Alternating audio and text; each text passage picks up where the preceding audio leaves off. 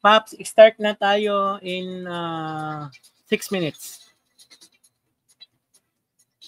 6 minutes, puta. Teka lang. Wala ya. Ayaw din ko gumano. Feeling ko tayo dalawa na lang muna para maayos yung flow.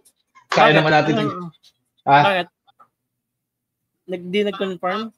Hindi, nag-confirm na. Kaso, problem. Teka, hindi naman tayo madidinig pa, no?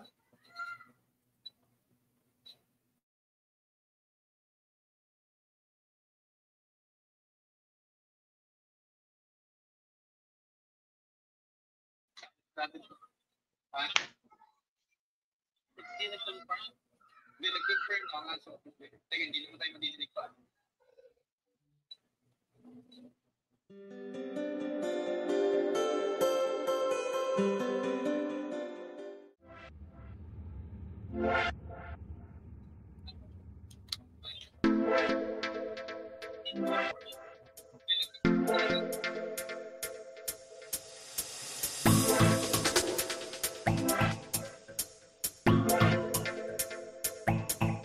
Paps, Yo, mag-mute ka.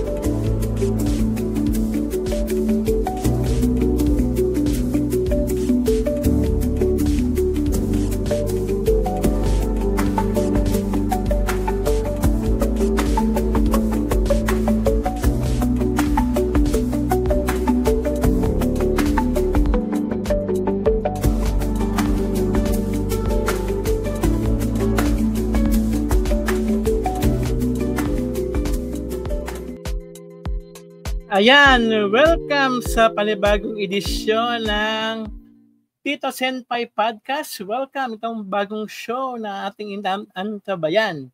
Kumbaga, welcome Pops. And then sa ating show, pilot episode, napakaganda nito. My name is Jojo Love Survivor. Kasama natin na nag-iisa from Canada. Pagpakilala ka, Pops. Hello mga papi. Tito Rhea nga pala. Dito kami ngayon sa Canada. Yeah. Nga Canada. Yan, si Tito Rhea. Based in Canada. Yun. Ating tatalakayin ngayong araw na to is mostly is mga tituhan podcast from the name itself, Tito Senpai. Tito Senpai, pantito talaga yung mga babalikan natin, yung mga Tito moves, mga Titos in the 90s, mga kasalukuyan nagaganap, pag-uusapan natin, and then shout out sa ating mga live streaming audience natin. Sa'yo. Pinoy Senpai, and then sa Pinoy Recap TV, and also Jojo Love Survivor. Ngayon, nakasimulcast tayo through our Facebook Live. Ngayong araw na to, isang napaganda at mapagpalang umaga. Umaga dito sa Manila, sa Pilipinas. Dito sa Canada, Pops, anong oras na ba? Anong oras na ba dito? Alas 5 na ng hapon. So, bali, ilang hours tayo nun? Mga plus 13 na, 15 hours. 15 hours ang ating time difference, di ba? Pops, bigyan natin yung background. Ako ay dati sa Magic 10.9, Jojo Love Survivor. Si Riam ay nagtatrabaho bilang anong work mo dyan, Pops? Taga-kain ako ng pancit canton dito sa Canada eh. Pancit canton. Ano tayo dito? IT. So, sa isang government dito sa Canada agency. So, ayan. Yun yung work natin dito. Ayan. Shout out kay Angelo James watching from Earth po. Yun. Saan ka man lupalop ng mundo? Angelo James. Sana magpalain ka. Yan, Pops. Ngayong araw na ito, Pops. Alam mo, Pops, matagal na ako dito sa Metro Manila for almost 15 years. Galing kasi ako Cagayan de Oro. Tagal na. Tagal na. After graduation sa college, dito na ako nagtrabaho, and then napasok tayo sa broadcasting, sa showbiz, sa media, and then right now, napapansin mo ba, grabe ang traffic, Pops, since Sobra. May NCAP ngayon, di ba? May NCAP tayong sobrang tulog ngayon, mayroon tayong NCAP na pinapakan sa EDSA. Yung mga NCAP is like yung mga CCTV. Sinasabi nga nila eye on the sky yan sa mga Pops. Pops, ano ba ang NCAP? Paliwanag mo sa ating mga viewers, ano ba yung NCAP? Actually, parang yun nga, no contact apprehension na mangyayari sa mga motorcycle vehicles natin, sa mga motor, kotse, four wheels, ganyan. Mm-hmm. Tapos, ang kagandahan doon sa NCAP na to, kung ako yung nagbabantay, so hindi ko na kailangan technically ng sobrang daming, alam mo yun, traffic enforcer sa mismong EDSA, kasi lahat yun monitored na ng TV monitored na computer, na TV, pero na computer. Tapos dinidisplay niya dito kung ano yung possible na violation mo, ano yung speed limit mo, may helmet ka ba, mga ganyan. Actually, nakita ko nga doon sa isang video sa Facebook, pati yung kung naka-seatbelt ka ba or hindi, nakikita din niya. Sabi ko, okay Yun, actually, kasi sabi ng MMDA, meron tang AI technology. Sa hindi nakakaalam, ang AI ay artificial intelligence. Kumbaga, na-monitor nila yung mga taong dumadaan doon. Kaya, basically, na-observe ko yung mga kamote, sobrang ingat na sa EDSA.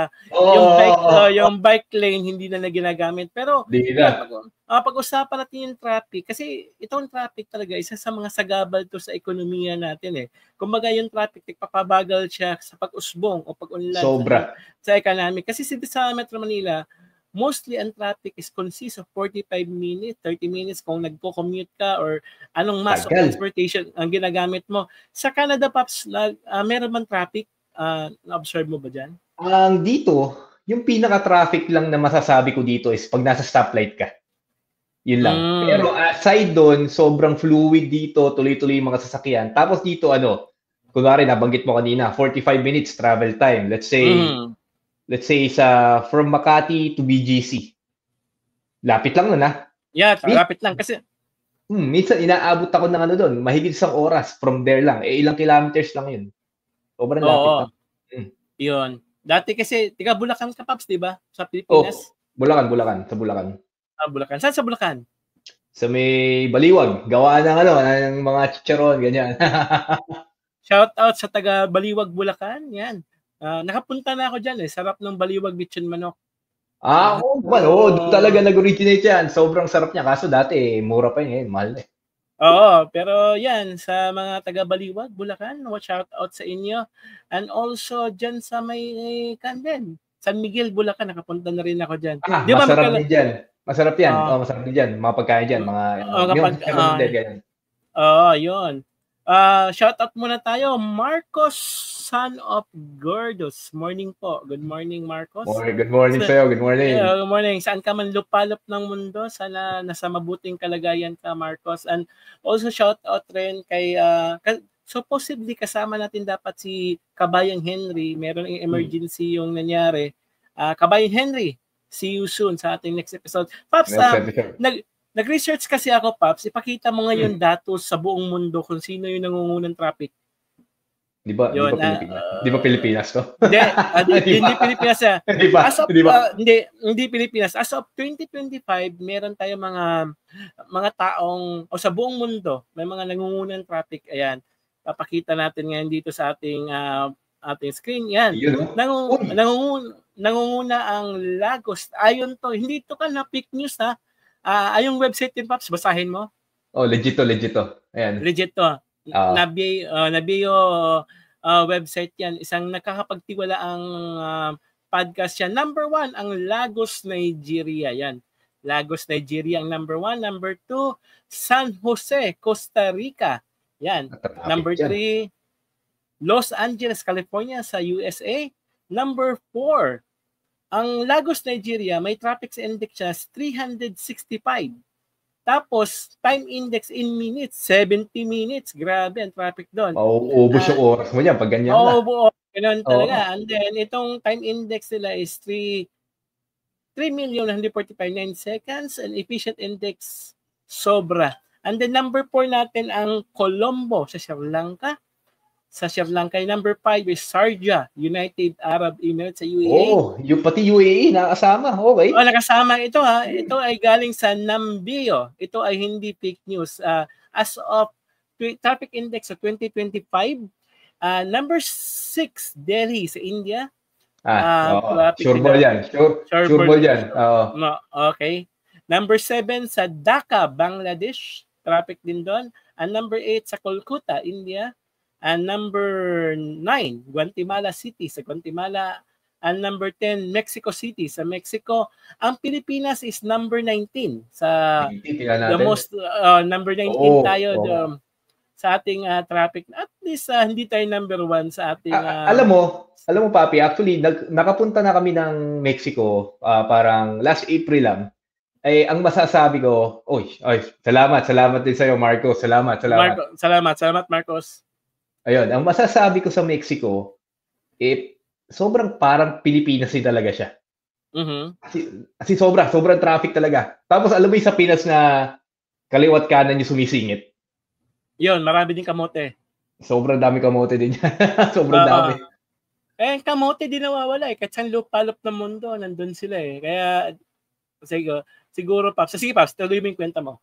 Ayan, pero ito tingin mo ba, makakatulong talaga yung ginawang NCAP ngayon ng gobyerno natin? Makakabawas pa talaga ito ng traffic o magiging parang another source of corruption lang siya? Sa akin, Pops, there are two ways din, di ba? For me, ang corruption sa NCAP kasi, meron din yan. May corruption, di mawawala sa Pilipinas yan. And then, number 2 is nakakatulong siya kasi ang NCAP, based in my research, 5,000 pesos yata ang multa dyan kapag ka nagkamali ka. And then, yun yung natin. Marami siya mga, kailangan mo talagang ingatan kasi yung bike lane, hindi ka pwedeng lumusot doon, hindi ka pwedeng mag-swerving from left to right. Kailangan maingat ka rin kasi yung mga yung iba nga wais may nakita kong video, tinatakpan yung plate number para hindi sila mahuli. Pero bawal yan Bawal yun.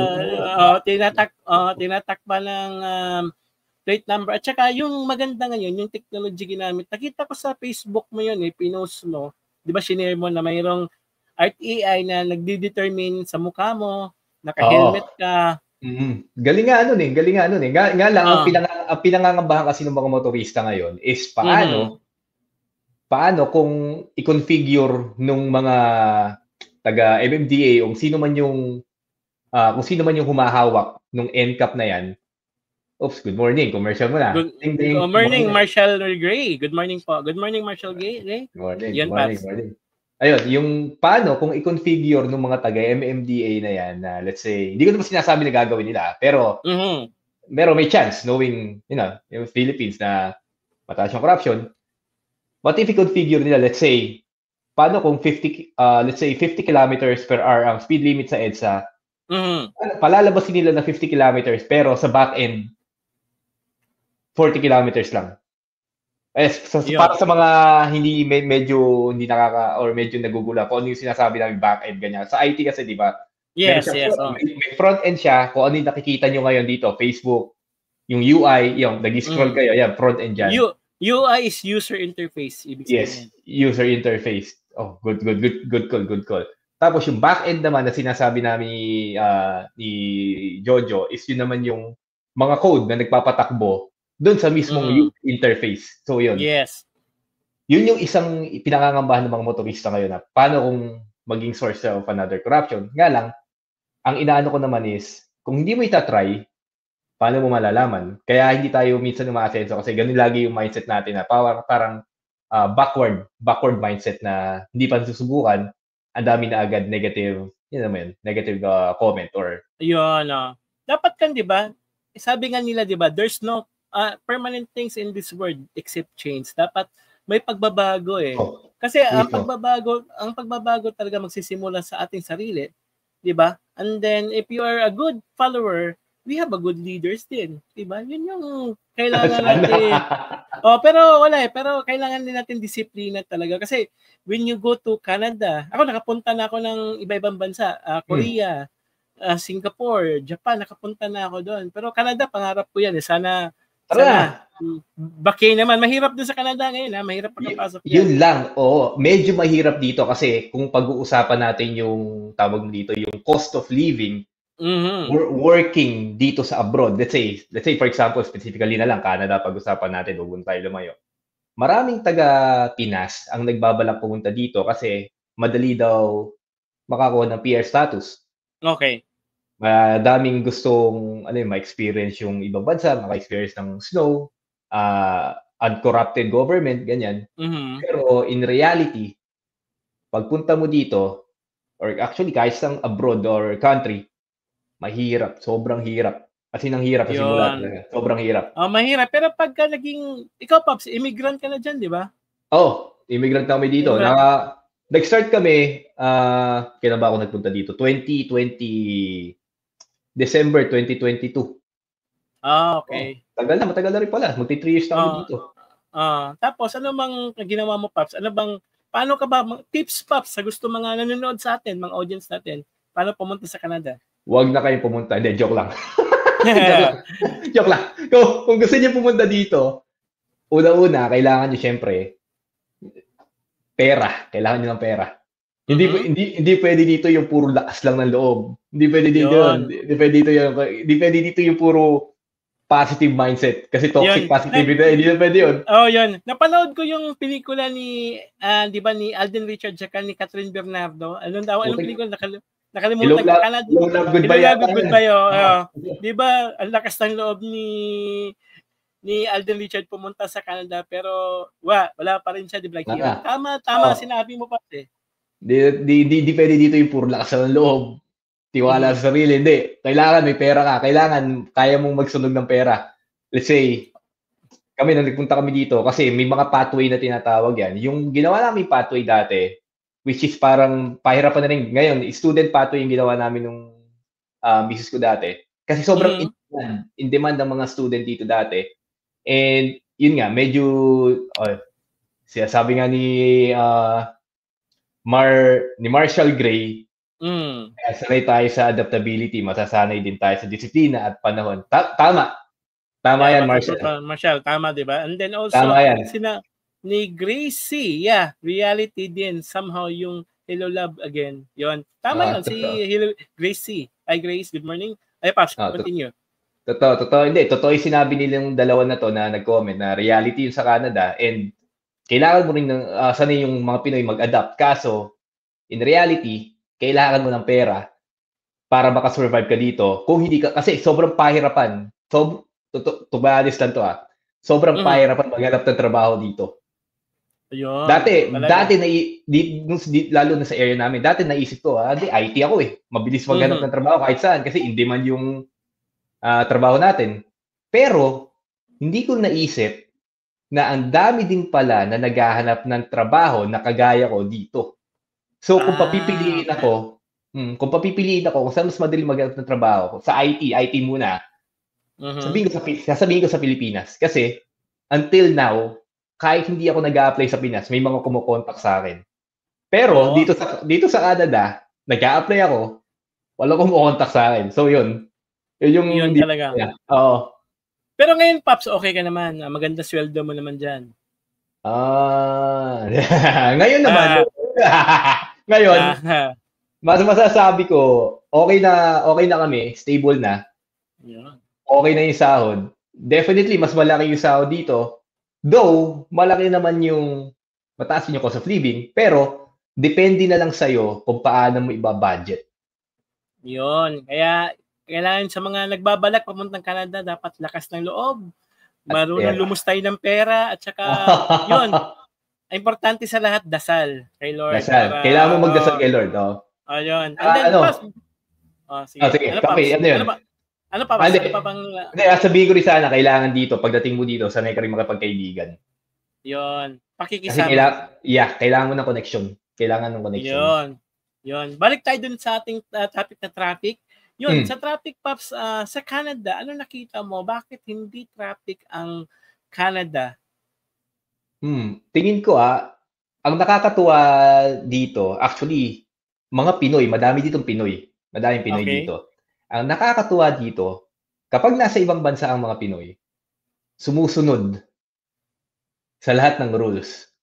So, sa traffic dito, wala kang makikita na may sumisingit. Walang kamote. Walang kamote. Okay. Pag stoplight, walang mga nagbibiting the red light, walang naghahabol. Lahat umi-stop. Tapos, dito? Maluwag dito. 4 lanes. 4 lanes dito. Maluwag, as in maluwag. Kahit madami sasakyan, maluwag. Sobrang luwag ng kalsada dito.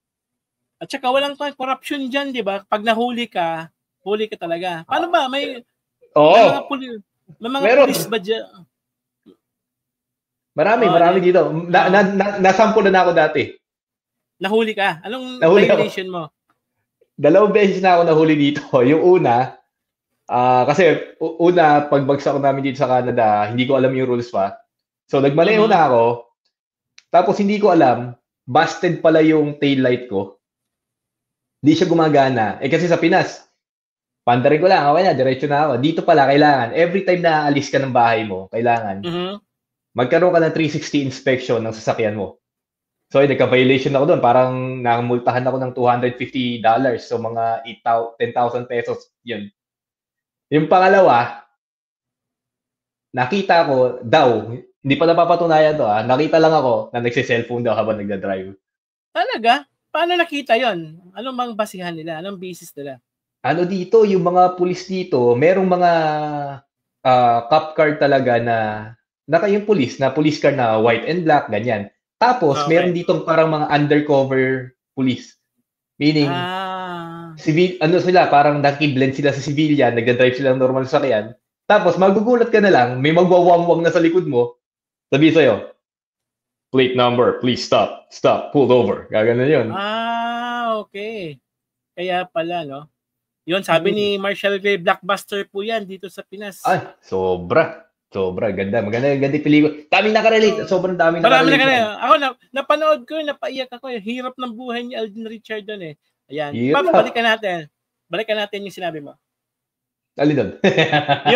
yung police. Yung police, yun. So, dito, hindi ka pwedeng maglagay. Kasi may one time, nung inahuli ako, ganun. Binaba ko yung salamin ko. Tapos, bababa sana akong sasakyan. Kaso, bawal pala dito yun. Kasi yung pagbaba mo ng sasakyan is parang sign siya ng aggression. So, posible na mahuli ka. Kaya tapos nakipag-usap ako sa pulis, sabi ko baka pwede naman ako nating pag-usapan niya ganyan-ganyan. Sabi niya, no sir, no. Sa Pinas kasi gumagana yun eh. Pwede gumagana yun eh. Kumbaga may padulas ka lang. Padulas ka lang. 500. Pwede na yan. Pero sa ibang bansa, pwede ka ikulong dyan. Yan nga, extortion yan eh, di ba? Pag, sohol yan eh. Yun, Paps, sa akin kasi dito sa Pilipinas, hindi talaga mawawalan corruption. Parte na siguro ng buhay siguro ng Pilipinas yan eh. Kasi ako, Paps, simula nung bata pa ako, nahuli yung tatay ko. Until now, ako rin. Nahuli rin ako. Ganun din, may corruption din. Pero sa traffic talaga, ang sabi ng nila, ang best solution is lagyan ng skyway. Kasi si Mr. Ramon, RSA, nag-suggest na pwede naman siya lagyan ng skyway yan. Pero di ko alam paano yung implement yung traffic. At saka, isa sa mga natin, solution is gamitin natin yung mga ibang mass transportation. Like yung sa Pasig River, di ba? Mayroong boat doon. Papuntang, pwedeng gamitin yan by riverside. Kasi noon, if you remember, kung nasa Manila ka pa noon, marami, sa riverside doon sa Pasig River, merong ferry doon eh. 35 pesos from Guadalupe to Sagwada. Sagwada. Merong ganun eh. Parang kailangan nating gamitin din yun. At then, tama si Miss Gracie, ayusin ang public transport.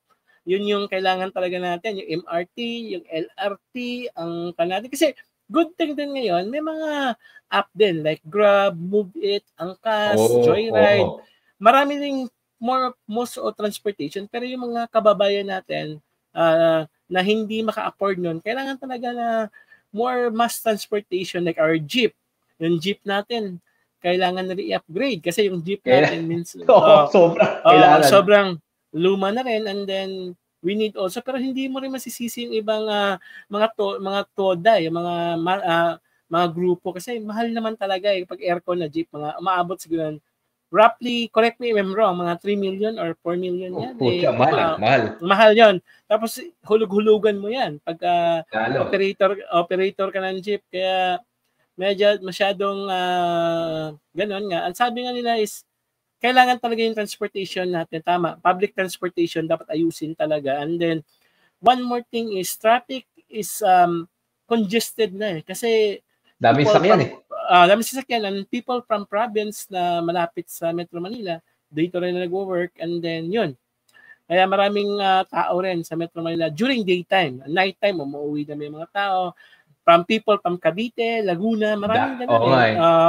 Dapat siguro dapat siguro yung mga business din is mag-move out from Manila to other, nearby provinces para alam mo na, ma-decongestin yung Manila talaga eh. Yun nga, sana by the near future matapos. At saka yung meron pang yung subway natin sa Pilipinas, ginagawa na ngayon. Tuloy ba yun? Tuloy ba yan? May tuloy yung iba hindi tuloy. Pero sana matapos yun kasi iba, ni-repair na nila. And then, by the near future, matawag nun, maayos natin yung public transportation sa, baka yung mga next generation. Kung hindi natin abutan, sana. Next generation, anak mo, yun, maabutan ng anak mo. Kasi anak mo, di ba, Canadian citizens na yan eh, di ba? Di ba? Baka pag-uwi namin yan. Canadian citizens yan. Kaya, yan ang aking dasal. Na sana maayos. Sana maayos. And then, yun nga kasi sa ibang bansa, like India, Lagos, Nigeria, grabe doon. Nakita ko yun sa YouTube at saka sa TikTok. Grabe. Banggaan nga sila doon. Kaya nagpapasalamat ako kung may mas worse sa Pilipinas, may mas worse pa. Mayroon. Kaya grateful na rin ako ngayon dito sa atin. Ayan, Paps, kausapan din natin yung kasi Paps, ikaw, nag-abroad ka na, di ba? Ilang years na ang abroad mo, almost 3 years na. Paps, tanong ko, ano yung true cause of working abroad? Ano yung dapat mong isakripisyo working abroad? May namimiss ka ba sa Pilipinas? Ano yung mga unang taon mo, first year on abroad? Kasi alam ko, hindi ka sanay mag-abroad eh. Kumbaga, first time probinsyano talaga ako eh. Oo. Ano yung mga mga una mong naranasan, Pops, before? Ang hirap dito, Papi. Kasi, kunwari dumating kami dito December. Tapos, winter. Taglamig. Wala lang winter sa Pinas.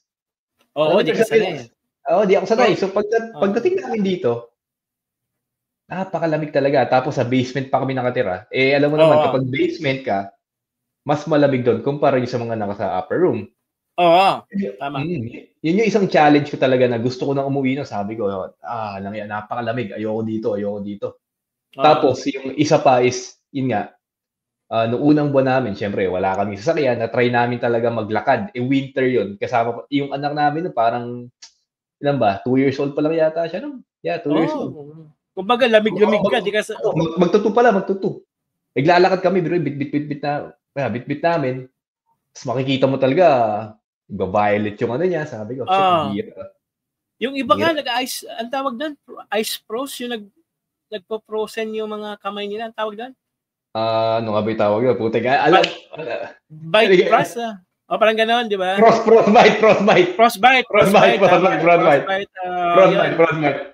Frostbite. Yun yung isa sa mahirap dito. Tsaka syempre, yung actually yung pagkain, hindi na Kasi sobrang daming pagkain ng Pinoy dito. Salamat sa correction. Frostbite. Yeah, frostbite doon. Si Gracie. Ayun, si JB Esteban watching. Hi, JB. JB Esteban watching. Mayaman to si JB. May-ari ng travel agency to si JB. What's up, JB? Yun. Ayun, Pas, tuloy mo yung story mo. Ayun, so yun yung siguro isa sa mga kailangan mo i-sacrifice. Tsaka syempre, malalayo ka talaga sa pamilya mo kapag nagpunta ka ng abroad. As in, especially kung malapit ka sa mga, let's say, kamag-anak mo, pinsan mo, yun yung isang mahirap din. And, yun, kung meron ka mga property sa Pinas, kailangan mo ibenta, lalo kung wala ka naman talagang plano na bumalik or gusto mo magbakabakasyon na lang, kailangan mo ng pondo dito. Ganun. Tama. Yun yung mga feeling ko. Tapos, yun yung mga feeling ko na pero once naman nag-settle in ka na dito, sa abroad, nakakuha ka na magandang trabaho, all goods na.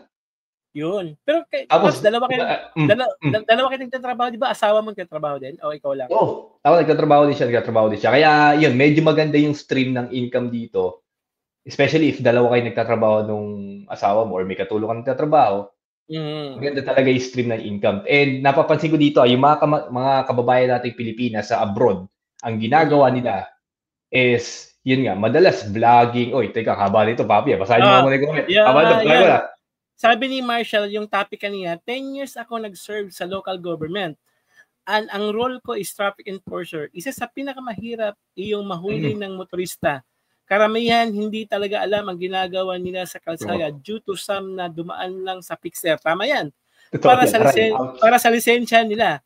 Kaya yung NCAP sana mas papalawigin pa para as much as possible protection din ng mga traffic enforcer at sa motorist pa rin. NCAP is not a perfect at may butas pa pero it can be refined pieces by pieces. Tama si Marshall Gray. Dapat NCAP. Tapos tama siya on point kasi yung mga iba nakakuha ng mga lisensya, fixer lang Kaya maraming kamote. Maraming kamote. Totoo yan. Maraming kamote. Maraming mga hindi lang sa 2 wheels. Marami din kamote sa 4 wheels. Sa mga marami. May igla. Kaya pag pinanood mo yung mga, di ba sa Visor, shoutout sa Visor, pinanood mo yung Visor na Facebook page, ang daming mga nadisgrasya araw-araw. Yung nangyari nga sa ewan ko naparinig mo yung balita sa NAIA, yung dumiretso yung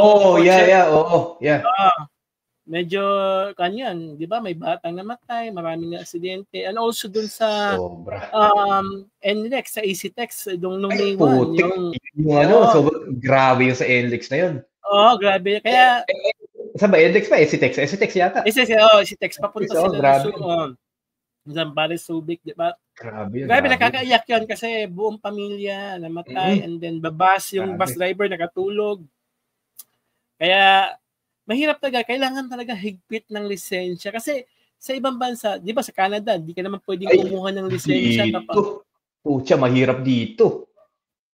Mahirap kasi ang proseso dito, kung baguhang driver ka, kailangan mong dumaan ng mag-entrance exam ka, or not entrance exam, pero driver's exam. Tapos, kung baguhan ka, meron ka pang 3 level na pagdadaanan. Una, L nga, L yung una, parang yung L, basta novice driver. Tapos, after 1 year, i-assess ka nila kung wala kang violation, anything, blah, blah, blah. Mapopromote ka to letter N. Etong L pala, hindi ka pwede mag-drive hanggat kapag wala kang kasama na class 5. Okay. Hindi ka pwede Tapos, mag-drive. Yung kapag na-promote ka, okay. Ilang years ka bago pwede mag-drive na? After 1 year, i-assess ka nila. Tapos, wag mo na ako i-quote doon kasi hindi ko gano'ng kabisado. Pero ang alam ko, after 1 year, i-assess ka nila. Pag wala kang violation, magro-road test ka ulit. Magro-road test ka, mapopromote ka to letter L. Parang yun na yung next level ng N. Tapos, ang difference naman niya, pag letter N ka, so, teka, nalilito ako. L muna yung una, sunod, N pala. N yung mapopromote ka. Pag N ka, pwede ka na mag-drive mag-isa, pero hindi ka pwede nang may pasahero. Higpit Tapos, pagka next level, after nun, hindi ko alam kung 1 year or after 2 years, kailangan mo ulit mag-road test. Diyan ka na mapopromote as class 5. Okay. Yan ngayon is yan yung bahala ka sa buhay mo. Pwede ka na magsakay, ganyan. Kaya ano dito talaga, mahirap. Actually, nung nag-exam ako dito, bumagsak ako na isang beses. Kasi hindi ako familiar dun sa mga rules. Dun na bumagsak. Pero, following, nakapasa naman. Pero yun nga, mahirap. Totohanan dito, di gaya sa atin. Walang fixer dyan, no? Walang pwedeng bigayan. I wish, pero walang fixer dito. Ayun. Yun. Sabi ni Gracie, pero may license ka na before, pwede mong i-challenge para class 5 yung N, pwede kang magsakay as long as family members. Ngayon, yun. Tama. Tama si Miss. Taga-Canada siguro to si Miss Gracie. Feeling ko din. Daming alam feeling ko. Daming alam Pero yun, ang sobrang higpit, diba? Sa Pilipinas kasi, Paps, dito, mag-i-exam ka, diba? Yung iba kasi 5 pixel, bibigay si answer, diba? Padulas ka, ganon. Parang ang hirap din kasi, yung pag nakapasa ka, pag hindi mo alam dapat ka may seminar Kahit may seminar nga, yung iba dito, wala pa din. Matigas talaga ulo Kaya, sa LTO, sa Land Transportation Office, kailangan natin higpitan. At saka, yun, meron ngayon, okay na siya ngayon kasi pag nag-apply ka ng driver's license, alam ko correct me if I'm wrong, pupunta ka na mag-driving school ka pa, and then SP, student permit, and then driving school, and then after yata matuto ka, may magna-non-pro ka pa, and then, yun, makakuha ka lisensya. Dati kasi noon, during rekta. Rekta. 90s kasi, basta may pera ka, driver ka na May kapitbahay nga kami, di marunong magbike lang, may lisensya sobrang dami noon, kaya nagulat rin ako doon. Pero sana magbago yung license natin. Pops, balikan natin yung mental health sa LDR at saka sa abroad, di ba? Yun yung tatanungin ko sa'yo pala, Papi. Let's say, gusto mo mag-abroad, di ba? Ano ba tingin mo na magiging challenges mo, let's say, especially sa mental health mo? Or kung meron kang karelasyon sa Pinas, paano mo i-handle yung long distance relationship na yun? Yun nga ang problema ka sa akin, Pops. Kasi clingy ako Kaya, love survivor clingy ako, love survivor nga. Pero, sabi nila, almost 90% daw, based in the studies, ang LDR hindi nagsusurvive. Pero may mga nagsusurvive Pero, kasi in our days ngayon, modern day of technology, sorry, pwede ka na tawag nito, video call, video chat, FaceTime, gano'n, di ba? Marami ng before, sabi ng mga tito ko, sulat talaga at saka telegrama Ngayon, kasi as the help of our technology, hindi mo nami-miss Pero ang problema kasi, iba pa rin yung yung touch iba ang kasama mo Kasi dito sa Pilipinas naman, sa Canada ka, yung shota mo nasa Manila, magtataka ka magdududa ka, baka mag-overthink ka, ano ba to? Baka may bago na yata yung shota ko, may pinagpalit na ba ako? Hindi mo maalis yan kasi parte ng kanya natin yan Parte ng Tao yan eh. Kumbaga, hindi mo rin maalis. Pero kung may tiwala ka sa girlfriend mo or sa boyfriend mo, hindi naman talaga. Pero there are times na sabi ng mga na iba talaga. Tsaka yung time zone, gigising ka na madaling araw. Baliktad kasi talaga. Baliktad. Tsaka kailangan mong sakripisyo talaga eh. Sacrifice talaga mo yung pagmamahal mo eh. Kailangan mong magbigay effort kapag nasa LDR relationship ka. Yung mental health mo, nakakapagod din yan, kakaisip kasi ano nangyari dun sa boyfriend mo, kumain na ba siya, may kasama na ba siyang iba. Mahirap yun. And as the LDR, kasi ngayon, naalala ko noon, di ba pagka nag-OT ako, alam ko yan. Babe, paalam, OT ako, paalam ako, diba? Galawan. Iinom ka lang pala, di ba? May meeting kami. Ngayon, hindi ka na pwedeng mag-OT. Sabihin sa'yo ng misis mo or girlfriend, OT ka, video call mo nga. Siyempre, Di na. Hindi ka lang makalusot eh. Kaya isa sa mga, as the technology, nakakatulong talaga. Pero, hindi eh. Maraming LDR talaga. Kasi, the human person needs hugs, affection, lahat. Kailangan mo ng feelings eh. Kasi iba pa rin yun na holding hands mo pag uwi mo sa bahay. May nayayakap ka, may nahali ka. Iba pa rin. Kaya sa akin, for me hindi ako pang LDR eh. Kumbaga, sa sobrang clingy ko, sa sobrang paghahanap ko, I don't know, sa'yo, Pops. Ako, nasubukan ko yung LDR. Yun pa nga, yung ex ko, Cebu pa nga na-assign nun eh. Layo Ay, actually, malapit pa yun. Kung ikukumpara mo na abroad ka. Cebu nga lang yan. Parang ako, nagtataka naman, baka boyfriend na ito. Parang, pero, hindi, nakakamiss talaga. Iba talaga yung... Nakakamiss. Tsaka papi, kumari especially ngayon na nandun tayo sa age ng technology.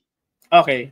Tapos nasa ibang bansa ka, tapos mag-isa ka lang, tapos ang mababasa mo sa Facebook is puro ganito, or sa Instagram, Twitter, TikTok, puro kabitan, ganyan-ganyan. Siyempre, magkakaroon ka rin ngayon ng mentality na, paano pag ginagawa niya to? Paano pag ganyan? Tama, correct. Hindi mo maiiwasan eh. Lalo ngayon na sa panahon na parang common term na ngayon yung depression eh. Oo, sobrang dami. Sobrang naging common term na siya ngayon na nag-isa, malungkot ako, may depression ako. Noong una, hindi ako naniniwala doon, pero lately, naniniwala na rin ako kasi parang talaga pala siya, condition talaga siya na kailangan mong i-treat kasi pag naging severe siya,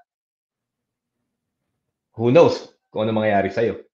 Yes. Ang kagandahan lang pala dito, ayun, share ko lang din dito sa ibang bansa, specifically sa Canada. Covered ng government yung mga mental health issues na ganyan. Meron silang mga sangay ng gobyerno dito or mga sector na pwede mong tawagan kung kailangan mo ng kausap, kailangan mo ng mapagsasabihan. Yan yung mga maganda. Tama yan. Especially yung mga taong nasa abroad, di ba? Siyempre, namimiss sila. Nag-homesick sila, di ba? Totoo. Sobrang kanya kasi tulad mo, na-homesick ka. Hindi ka sanay sa pagkain sa Canada eh. Ano ba to? Hotdog. Sa Pilipinas, toyo ulam mo eh. Di masarap yung hotdog dito.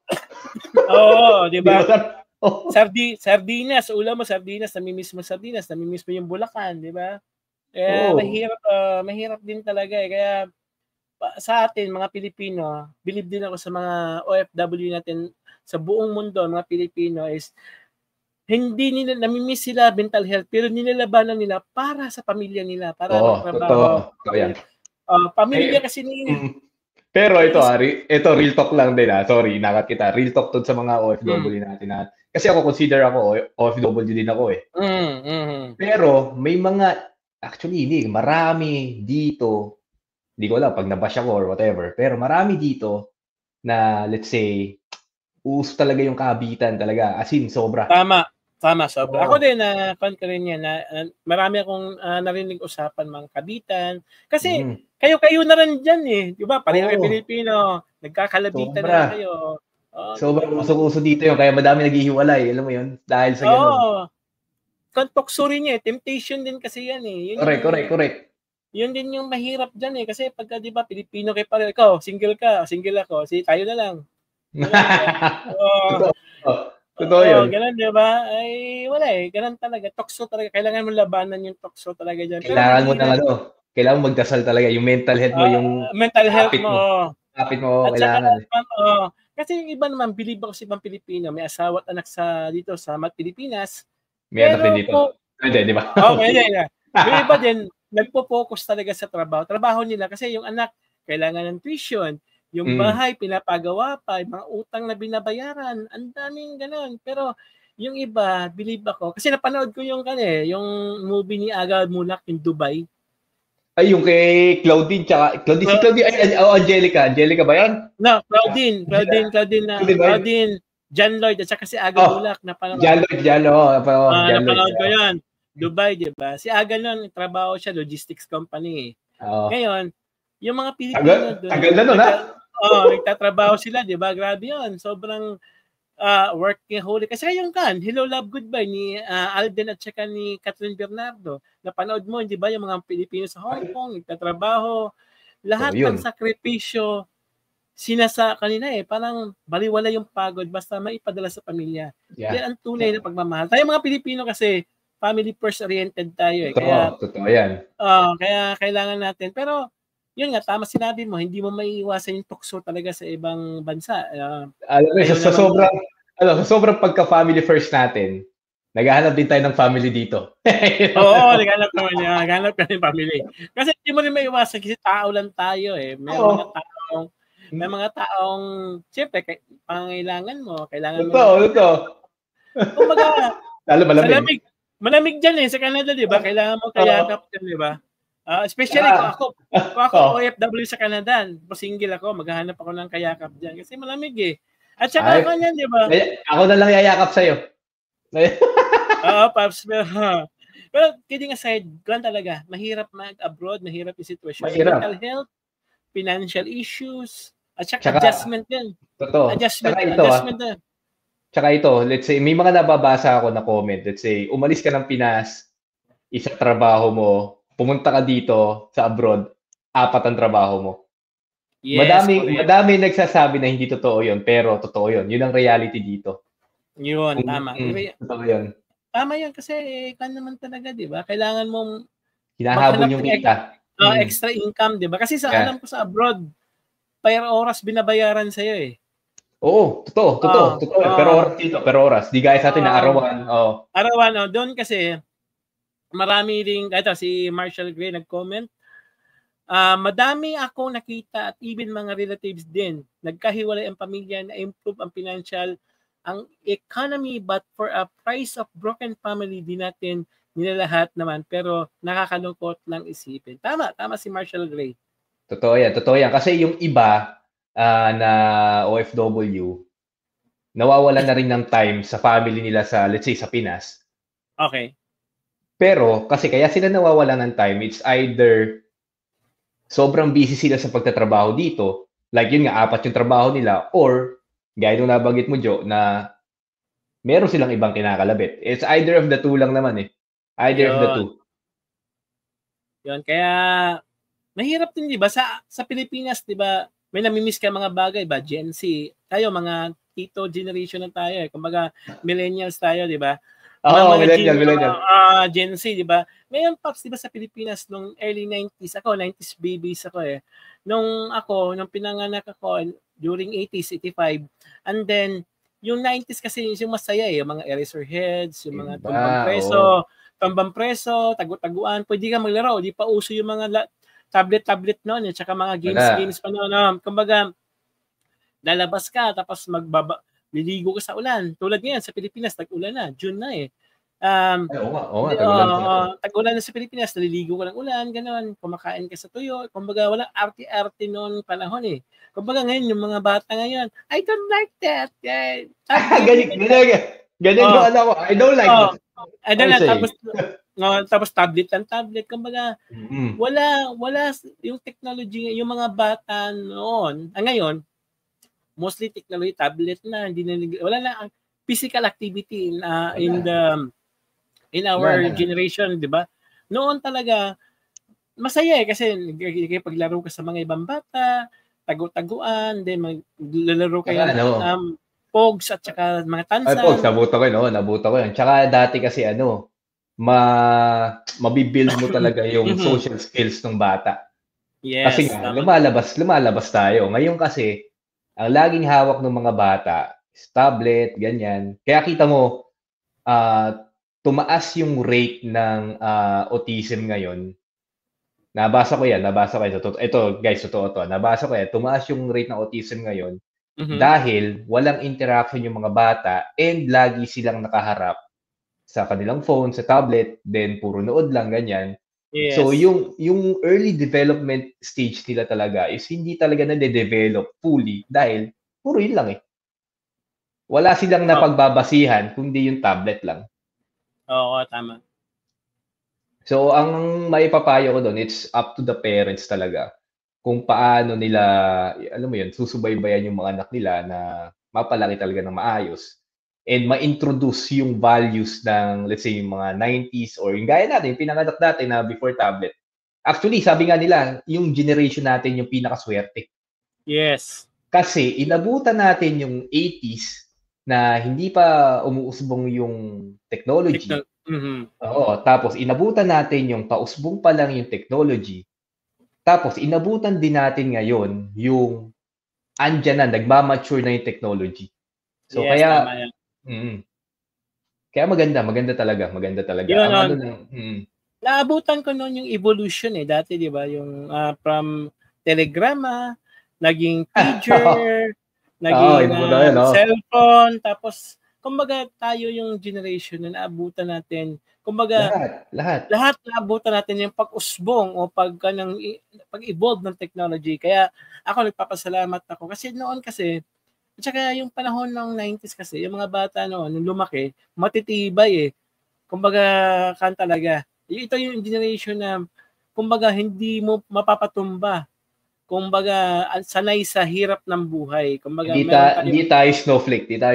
Yan. Yeah, tama. Anong tawag na snowflakes, di ba? Snowflake. Mga cool. Mga dope. Dati nga, naalala ko pa, nung sa school, dati, pag wala kang assignment, papaluin ka, babalik ka ng libro. Putik ngayon, pag ginawa mo sa estudyante yun, masisisante ka. Tama, ayun nga, naalala ko dati yung sa history namin, yung teacher namin. Grabe yun. Blackboard, di ako nakinig, natulog ako. Yung eraser. Binaliw sa'yo? Nalibag sa ulo ko kasi tulog ako that time Grabe, mahigpit. Tapos noon, pag di ka nakabasa, papaluin ka. Ngayon kasi child abuse na konting disiplina lang. Kaya tayo noon, mas okay sa akin yung palang kasi mas batak. Mas disiplinado ka Kumbaga, alam mo yung discipline culture noon. Kasi sa sobrang higpit at saka discipline na binibigay ng mga teachers mo sa school, akala ko noon masyadong mahigpit pero when I grow mature, grow older, ito pala. Kaya pala mahigpit siya kasi paglaki mo, kailangan mo yung disiplina talaga sa sarili mo. Kaya gusto ko rin ituro sa magiging anak ko, sa anak mo, maging disiplina talaga. Yun yung kailangan ko ituro. Isa ako mo. Di ba? Wag naman. Okay lang. Paluin mo, pero wag naman sobrang... yung tama lang. Tama lang. Kasi di ba, dati nga, may mga pinalo, Bantay Bata 163, naalala ko Naalala ko yun. May keychain pa ako doon, yung Bantay Bata 163. Naalala ko yun. Pagka maraming naabuso noon na tumatawag sa Bantay Bata 163. But sa ngayon, kasi konting palo lang, iyak agad, sumbong agad. Kaya kailangan natin disiplina and then kailangan din ng mga bata ng physical activities para hindi sila maging lampa, parang gano'n.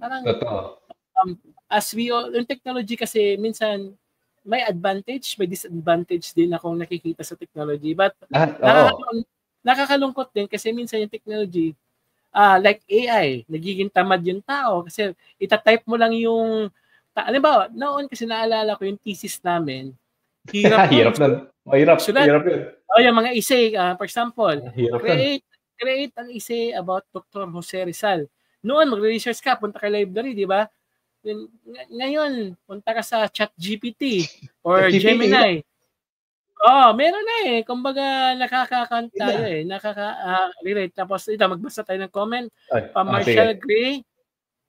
Kaya nga, sa mga anak ko, kinakausap ko sila. Kinakwento ko yung era natin sa 80s at 90s and early 2000 kung paano tayo nabuhay at walang masyadong gadget. Tsaka, mas madalas dito sa bahay kahit modern times na tayo, paminsan-minsan pinapatikim ko sila ng buhay natin noon through social skills and activities. Tama si Marshall Gray. Tama yan. O, dapat hindi mawala yan kasi kapag hindi natin in-instill sa kanila yung ganyang values, who knows kung ano mangyayari sa kanila paglaki nila.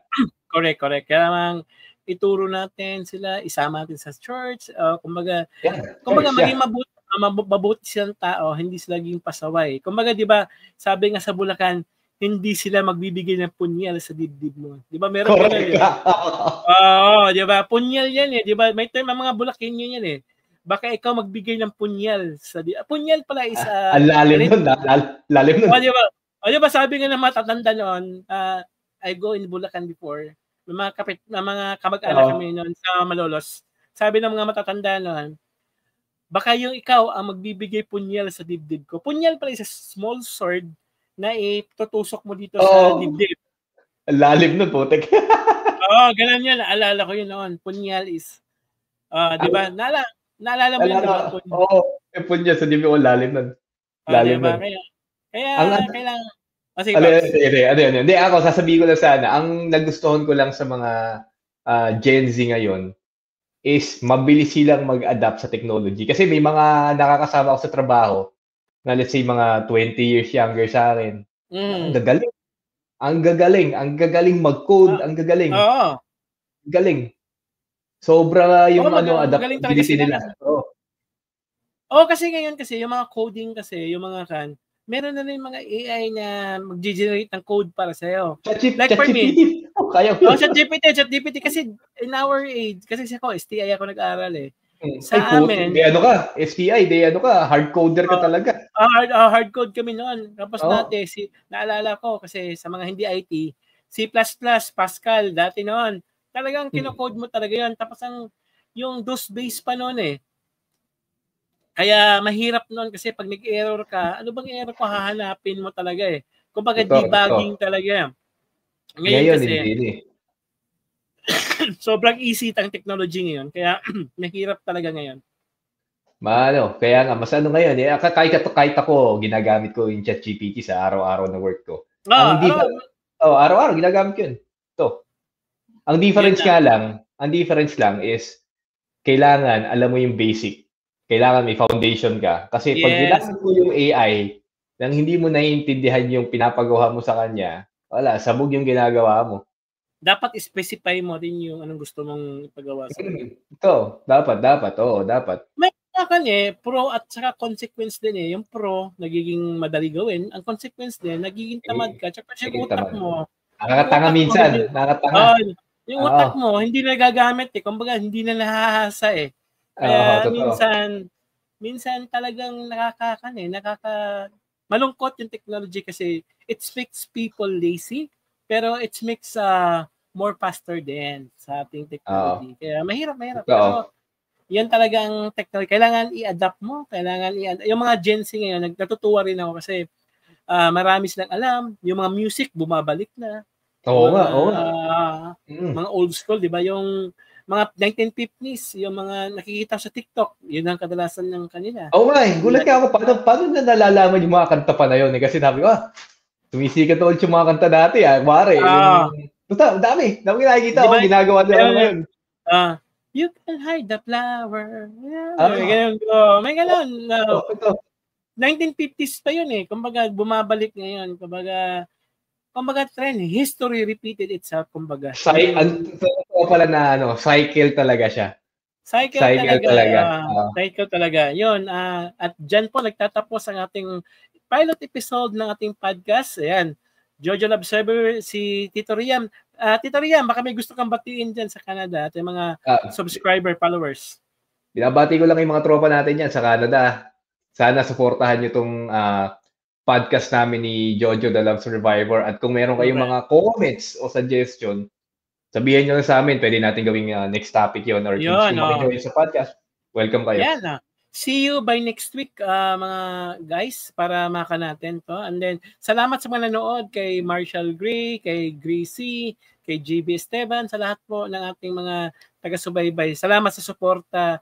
Ito ang pilot episode and we are thankful na next week, sana samahan nyo kami at saka sana magkita-kita tayo soon. At saka, Paps, papasalamat ako sa iyo at sa ating mga giliw na manunood dyan sa Canada, dito na sa Pilipinas, and then sobrang aga nga, it's 8:55 in the Philippines, pero yun, next time, tagalan natin para more people will add.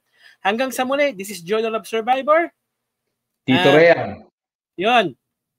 Sa pagtatapos ng Tito Senpai, the podcast show. See you around. Bye, guys. Bye.